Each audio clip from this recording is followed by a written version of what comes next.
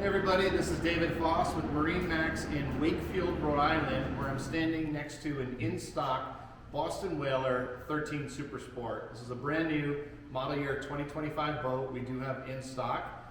I'll just do a quick walkthrough on some of the options we have on it, and we'd love to have you come down and check it out for yourself. So this Boston Whaler 13 Super Sport is a classic white hull with red graphics from Whaler. We do have a 40 horsepower Mercury on this boat and a bimini top for shade. The bench seat here is standard with the two stainless steel cup holders. Here at the dealership, we have different seating options. You can have two sport bucket seats or chairs with folding backrests, but we can look at those options when you come down here.